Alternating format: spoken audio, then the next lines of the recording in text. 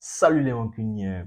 Pour la 16e journée, Manchester United se devait de rencontrer Liverpool, une équipe qui l'a traumatisé, je le rappelle, la saison dernière.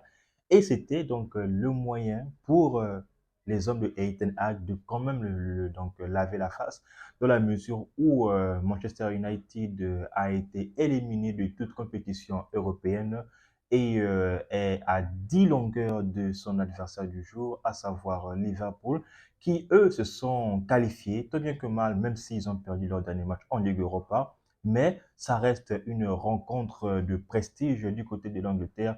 Et en même temps, c'est une grande rivalité pour les deux clubs anglais. Et c'était, comme je l'ai dit, donc un moyen pour Manchester United d'essayer donc de laver l'affront qu'ils ont essuyé lors des précédentes rencontres. Je m'attarde personnellement sur le match contre Bournemouth la semaine dernière, et même contre l'élimination donc pitoyable en Ligue des Champions face au Bayern de Munich. Donc, les gars, c'est le débrief de Manchester United contre Liverpool. Si tu n'es pas encore abonné, n'hésite pas à t'abonner et aussi n'hésite surtout pas de lâcher un petit pouce bleu et avec en même temps donc ton commentaire. Cela donc fera une grande part sur la communauté. Et en même temps, je me ferai encore une fois et toujours un plaisir de vous répondre. Donc, reste bien concentré pour mon débrief de Liverpool contre Manchester United. Alors les gars, vous l'avez sans doute remarqué, je ne suis plus tellement actif sur l'actualité de tout ce qui concerne Manchester United. C'est tout simplement donc parce que voilà, United m'a mis dans une dépression, s'il fallait l'appeler ainsi, dans la mesure où je désespère même du côté de Manchester United à ce qu'il fasse une prestation qui serait plus ou moins, voilà, on va dire correcte pour nous, les supporters qui suivons Manchester United depuis maintenant bien d'années. Alors, les gars, Erik Ten Hag est venu avec son équipe type, ou du moins avec l'équipe qu'il a du moins trouvé, parce qu'il a fait donc abstraction de ses joueurs cadres, tout simplement parce que certains sont donc blessés et d'autres sont suspendus. Alors, pour la composition, il ne change pas son équipe qui gagne, du moins, il ne change pas ses joueurs phares, à commencer par André Onana. Je le rappelle qu'il a annoncé donc le système en 4-3-3. C'est l'une des premières fois que Erik Ten Hag viennent jouer en première ligue avec un autre classement qui n'est d'autre que le 4-2-3-1. Même si on s'est rendu très vite compte que pendant la rencontre, le système était un système de 4-2-3-1. Alors, dans les buts, Onana, même si je le reconnais, et ça je vais toujours le reconnaître, Manchester United a aussi acheté un autre gardien, le gardien donc Atlam, donc le gardien turc, lui aussi qui fait des très belles prestations. Et je ne sais pas pourquoi Erik Ten Hag n'arrive aussi pas à lui donner sa chance dans les buts. Donc, il fait confiance à son petit poulain de l'Ajax. Du coup, il le conforte dans sa position de numéro un. Pour l'axe central, c'est bien donc Raphaël Varane aux côtés de Chris Evans. Et donc, il faut le reconnaître. Donc, Evans, voilà, qui est revenu, même si c'est vrai que c'était une courte période, mais celui-ci ne fait qu'enchaîner des matchs et des matchs. Varane, pour son deuxième donc, match titulaire, voilà, donc depuis quelques matchs maintenant, il enchaîne des matchs et il termine même les rencontres, a fait de ma part un match vraiment patron. Sur les côtés, on pouvait bien sûr retrouver Diogo Dalot qui a fait un match correct dans la mesure où il a réussi à stopper Darwin Nunez ou encore Ruben Diaz. Et le milieu de terrain, les gars, les trois milieux de terrain étaient donc Sofiane Amrabat, Scott McTominay et bien sûr Kobe Maino. Alors, en voyant ce classement, en voyant ce milieu de terrain-là, la question première que je me suis d'abord posée, c'est qui sera le milieu défensif, qui sera la tour de contrôle, et qui sera le milieu offensif pour animer les attaquants de Manchester United. Point d'interrogation, je me la suis posée pendant toute la rencontre, étant donné que le match était vraiment triste. Et en attaque, on pouvait retrouver Garnacho, Højlund et encore une fois, une autre valise, un autre poulain préféré de Erik Ten Hag, Anthony. Anthony qui, je le rappelle, je ne sais pas comment il fait pour avoir des fans. Mais bon, chacun de nous est fan à sa façon, chacun sait donc les critères qui font en sorte que c'est ce joueur-là, je suis fan de lui.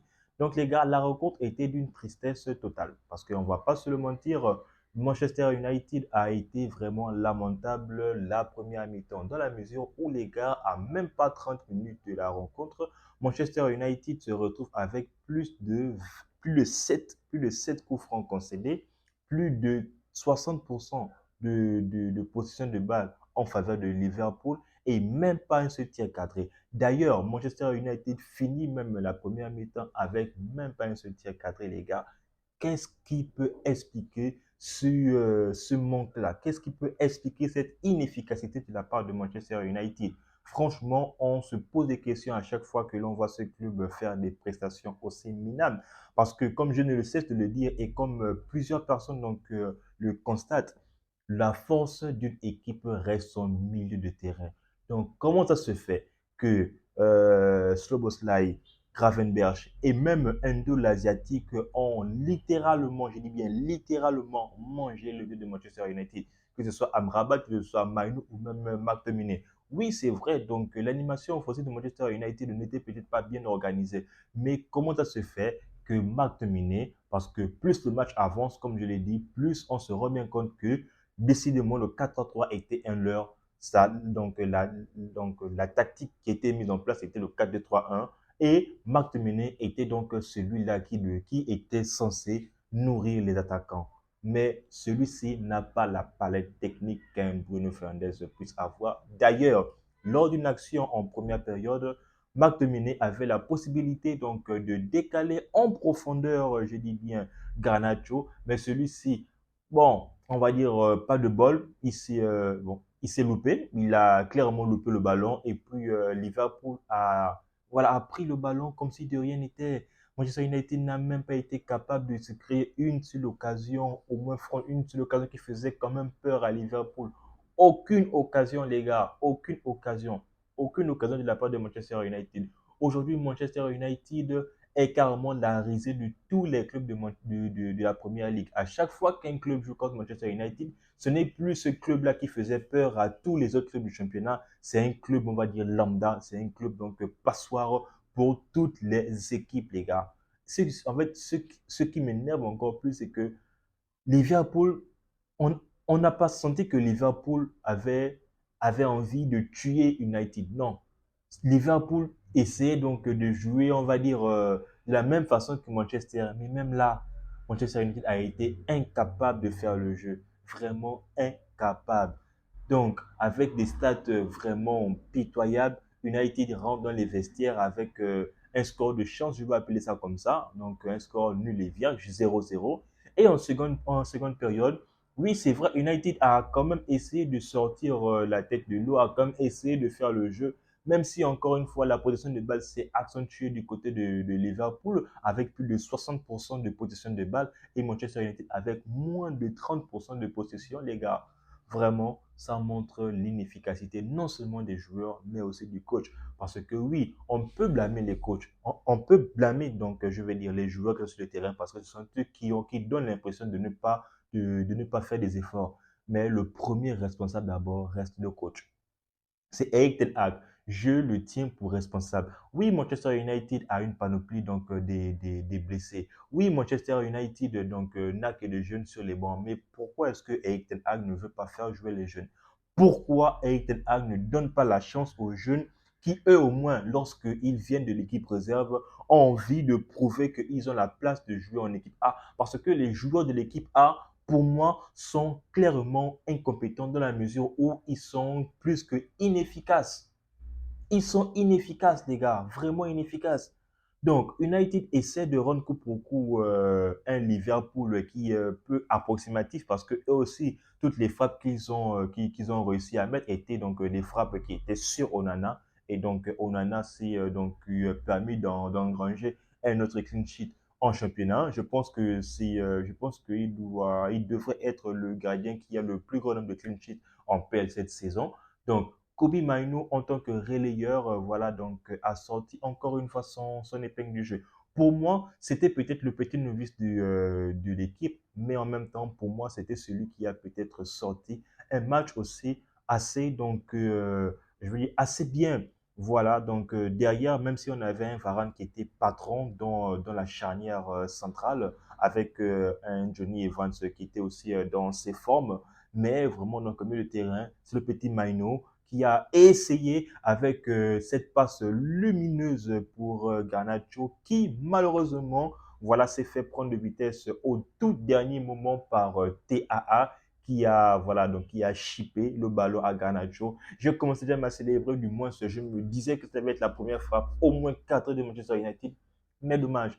United n'a pas réussi à cadrer donc face à cette action, mais l'action, voilà, où je me suis dit que là, peut-être l'action va, donc le but va venir. C'est le 1-2, donc sur le côté droit de McTominay. Et bien sûr, Højlund qui s'est emmené le ballon donc du pied gauche pour tenter du pied droit, les gars. Je tiens à le rappeler que Højlund, c'est un gaucher. Mais il a fait un geste technique du pied gauche pour le pied droit. Chose que Anthony est clairement incapable de faire parce qu'on l'a vu, lui, ce joueur, c'est celui qui est toujours là pour annuler toutes les actions de Manchester United. Lors des contre-attaques, celui-ci, je ne sais pas ce qu'il veut faire. Tous ces gestes techniques qu'il veut essayer de faire ne passent jamais. C'est un joueur nul. En ce moment, l'Ajax se frotte vraiment les mains parce qu'on a été arnaqué. Oui, c'est vrai, il a peut-être montré donc Sagnac de venir à Manchester United, mais aujourd'hui, on se rend bien compte que c'est un joueur de merde. Aujourd'hui, on se rend bien compte que c'est un joueur qui ne sert à rien à Manchester United. Aucune influence donc dans le jeu, aucun tir cadré dans le jeu. En fait, je ne sais même pas ce qu'il apporte du côté de Manchester United. Et quand je pense que ce joueur-là a des fans, vraiment les gars, comme je l'ai dit, je ne sais vraiment pas comment donc nous faisons nos critères lorsque nous devenons fans d'un joueur. Qui plus est, un fan donc d'un joueur de Manchester United. Mais bon, c'est le poulain de Ten Hag. Qu'est-ce qu'on va dire? C'est son joueur préféré. Bah, la chose qu'on puisse faire, c'est de le regarder. Donc, euh, c'est lui qui est non seulement estropié, c'est lui qui ne sait pas donc accélérer le jeu, c'est lui qui ne sait pas faire de remise, et en même temps, c'est lui qui ne sait pas faire de contrôle. Je pourrais même dire que moi aussi, je pourrais postuler sur le poste de ailier droit de Manchester United, parce qu'il est inefficace. Et à chaque fois, lorsqu'on lui fait des passes, il est toujours en train de faire des grimaces que oui, voilà, c'était comme ça, et après, il sourit. Il sourit pourquoi? En temps, il est nul. Pourquoi il sourit? Pourquoi il sourit? Nul, nul. Et lorsqu'on le fait sortir, il se permet de bouder. Oui, c'est vrai, il est remplacé par Pellestri. Pellestri, bah, voilà. Garnacho qui sort. Garnacho, lui, au moins, qui défendait. Bah, il sort. C'est Rashford qui le remplace. Les remplacements aussi n'ont pas été fructueux. Voilà, Hannibal est rentré. On a un peu vu peut-être ça, peut-être pas technique. Mais bon, ce n'était pas trop ça. Manchester United est devenu vraiment un club lointain dans la mesure où Manchester United n'a clairement plus de joueurs. Manchester n'a plus de joueurs. À l'époque, on avait un club qui était vraiment garni, que ce soit en équipe A comme en équipe B. À chaque fois qu'il y avait un remplacement, l'équipe adverse avait toujours peur. Mais aujourd'hui, Manchester United se retrouve vraiment délaissé, voilà, donc par lui-même. Des joueurs qui sont censés mouiller le maillot, mais qui ne le font pas. Mais bon, c'est vraiment triste, c'est vraiment pitoyable lorsque tu penses qu'il y a beaucoup de gens qui sont fans de ce club-là. Mais bon, heureusement pour nous, Liverpool était peut-être fatigué. Liverpool ne veut peut-être pas faire du mal à Manchester United parce que cette défaite du 4 avril 2023, là, elle va toujours rester dans ma tête. Ah oui, ça, il n'y a rien à dire. Ça, il n'y a vraiment rien à dire. Donc, United finit la rencontre 0 but partout, avec une possession minable, qui finit donc avec 2 tirs cadrés seulement, avec moins de 30% de possession de balle en faveur donc de Liverpool.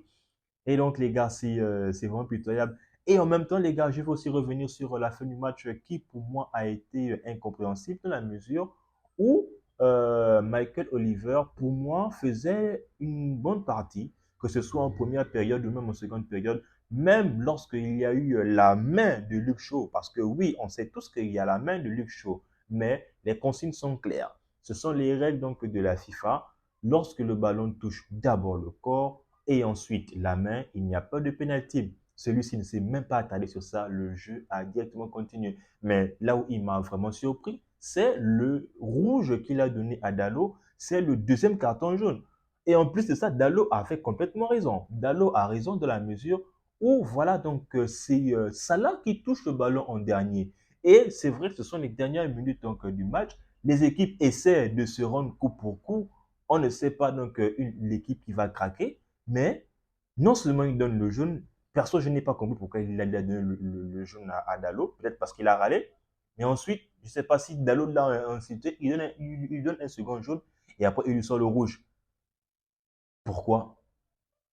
Franchement, l'arbitre ne sait pas gérer, les gars. L'arbitre ne sait pas gérer. Le match était ennuyeux. Il y a un joueur, il y a un supporter que l'on a longuement fixé. Donc, le drone ou bien les caméras se sont longuement attardées sur lui avec la tête basse et les mains sur la tête pour montrer à quel niveau d'ennui ce match-là était.